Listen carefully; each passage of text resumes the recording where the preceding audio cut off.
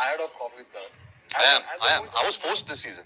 I told him I don't want to come, and me and Anushka actually were going to protest and get the entire film industry together because to stop this, it's not fair because he's making money out of us. Yeah. We come and we get screwed through the year, and it's not right. Hi guys, welcome here. Today we are going to talk about Karan Johar and his कलेशी nature. So अगर आपको अब तक ऐसा लगता था कि करण जौहर सिर्फ आउटसाइडर को नापसंद करते हैं और ये आउटसाइडर ही उनका सॉफ्ट टारगेट है, करण ने सिर्फ आउटसाइडर की इमेज एंड करियर को ही टार्निश करने की कोशिश की है, तो you are not completely wrong. But Karan Johar का जो ये बिची नेचर है ना, उससे न सिर्फ उन्होंने इंडस्ट्री में आए आउटसाइडर की इमेज सैबोटाज की है, बल्कि उनके इस नोजी नेचर की वजह से ना इंडस्ट्री के कई nepo kids and even well established star भी नहीं बच पाए हैं.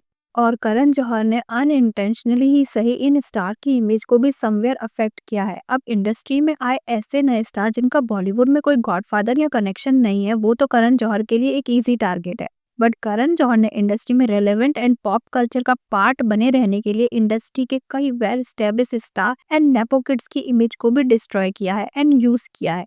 और आज इंटरनेट पे नेपो स्टार को जो भी ट्रोलिंग एंड हेट मिल रहा है ना, उसके पीछे कहीं ना कहीं Karan Johar is also responsible. And Karan Johar का show coffee with Karan is the main reason for this. But इतनी कंट्रोवर्सीज के बाद भी बॉलीवुड स्टार्स क्यों करण के शो पे बार बार आते हैं, and Karan Johar himself also इतना ट्रोल होने के बाद क्यों इस शो को अब तक कंटिन्यू किए हुए हैं? Let's try to understand. First we will try to understand कि करण के लिए कॉफी विद करण शो इतना इंपॉर्टेंट क्यों है. Karan Johar famous director and producer Yash Johar के बेटे हैं और अपनी लाइफ के इनिशियल ईयर्स से ही वो फिल्म फैमिलीज के सर्कल का पार्ट रहे हैं और उनके most of the friends star kids रहे हैं, जैसे कि Aditya Chopra, Twinkle Khanna, Shweta Bachchan and many more. Although वो एक प्रिविलेज एंड रिच बैकग्राउंड से बिलोंग तो करते हैं, but despite this he was very under confident child. Reason being कि he used to get bullied in school and college for his feminine side and overweight, so he was very shy and socially awkward kid. But Aditya Chopra के insist करने पर उन्होंने DDLJ में as a assistant director काम किया. Then उन्होंने खुद की मूवी कुछ कुछ होता है डायरेक्ट की एंड प्रोड्यूस भी की, and then he became a successful director and producer. So it gave Karan lot of confidence and validation. And इसके बाद उन्होंने कई मूवीज को डायरेक्ट एंड प्रोड्यूस भी किया, and as a producer and director he is really successful in the industry. So Karan Johar Bollywood का एक powerful नाम बन गए और उनकी प्रोडक्शन कंपनी धर्मा प्रोडक्शन भी बॉलीवुड की सबसे बड़े प्रोडक्शन हाउसेज में से एक है. बट इतना सब कुछ अचीव करने के बाद भी Karan was looking for fame and validation, जो उन्हें सिर्फ मूवीज डायरेक्ट एंड प्रोड्यूस करने से नहीं मिल रहा था. नाउ यू विल वंडर कि करण जौहर अपने आप को ऐसा एक्टर या हीरो भी तो लॉन्च कर सकते थे, बट करण जौहर हमेशा से ही अंडर कॉन्फिडेंट एंड इनसिक्योर थे अपने लुक्स को लेकर. It's all to do with my self-esteem issues. I can't believe anyone can find me attractive. So initially उन्होंने कभी ट्राई नहीं किया एक एक्टर या हीरो बनने का, एक्सेप्ट वन टाइम जब वो बॉम्बे वेलवेट में नजर आए थे as a villain. And you know this movie was terrible and बुरी तरह से फ्लॉप भी रही थी. Anyways, so the point is Karan Johar like attention and stardom. अब इसीलिए उन्होंने कॉफी विद करण शो बनाया अंडर धर्मा प्रोडक्शन. अब ये शो सिमी ग्रेवाल के show rendezvous with Simi Grewal से इंस्पायर था, but of course Simi Grewal का show was more tone down and genuine, and Simi कभी भी अपने गेस्ट को अनकंफर्टेबल नहीं करती थी. But other hand Karan Johar अपने शो में स्टार्स की personal life, intimate life and gossip में ज्यादा इंटरेस्टेड रहते थे.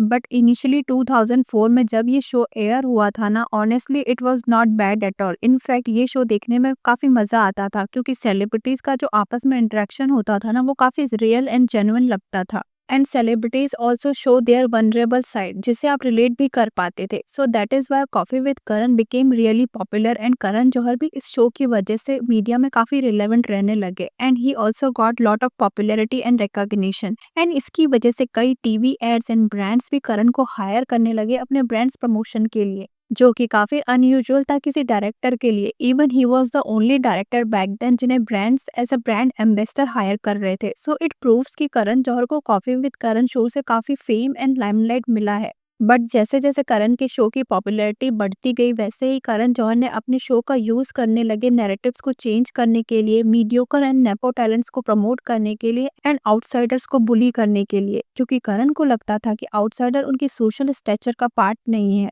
सो बेसिकली करण का शो कॉफी विद करण अब एक क्रिंज शो बन गया. One thing that you dislike about the industry but have to pretend to like is your show. जहां वो कई स्टार्स को बुली करने के लिए एंड अपने फेवरेट्स को प्रमोट करने के लिए इस प्लेटफॉर्म को यूज करने लगे.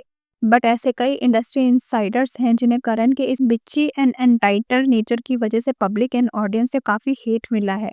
पहले नेपो स्टार है रणबीर कपूर, जिनका इमेज एक प्लेबॉय एंड चीटर वाली बन गई जब कॉफी विद करण में उनके एक्स गर्लफ्रेंड्स ने उनके अगेंस्ट कंट्रोवर्शियल बातें कही। If you were pinned down to give advice to the following people, what would you say to Ranbir Kapoor? and also call to friend.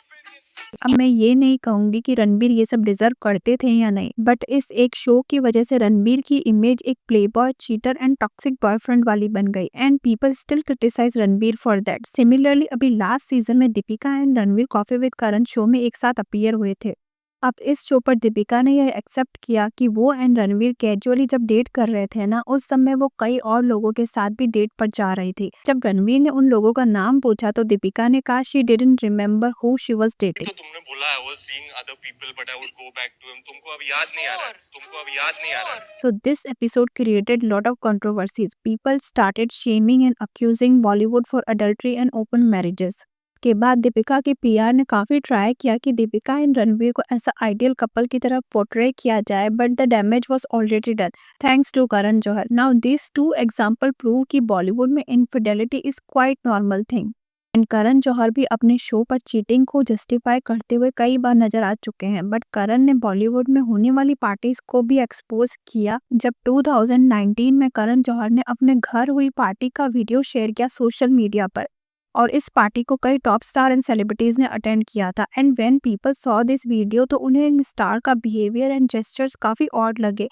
People started speculating कि ये सभी stars ने कुछ substance का use करा है एंड उस समय इन सारे सेलिब्रिटीज को काफी ट्रोल किया गया एंड क्रिटिसाइज किया गया and it was really big controversy back then and इस एक वीडियो की वजह से ही सारे बॉलीवुड को काफी हेट मिलने लगा एंड लोगों का ऐसा परसेप्शन बन गया कि Bollywood is the place where all shitty things happen and it really damaged Bollywood industry's image. Although Karan Johar deny all the allegation of substance uses, but damage was already done. And later Karan के इस video को use किया गया आर्यन खान के drug case में आर्यन खान के against and people started accusing whole Bollywood is the garbage and druggy and somewhere Aryan Khan's case affect SRK's image also. So Bollywood celebrities कितने shallow and hypocrite हैं ये आपको इस बात से भी पता चल जाएगा कि जब ए दिल है मुश्किल एंड अजय देवगन की शिवाय मूवी एक ही टाइम पे रिलीज हुई थी, तब अजय देवगन ने केआरके का एक वीडियो शेयर किया जिसमें केआरके ने ये क्लेम किया था कि करण जौहर ने उन्हें 25 लाख रुपीस ऑफर किए हैं ए दिल है मुश्किल को पॉजिटिव रिव्यूज देने के लिए और शिवाय मूवी को क्रिटिसाइज करने के लिए। अब काजोल ने भी इस वीडियो को रीट्वीट किया था।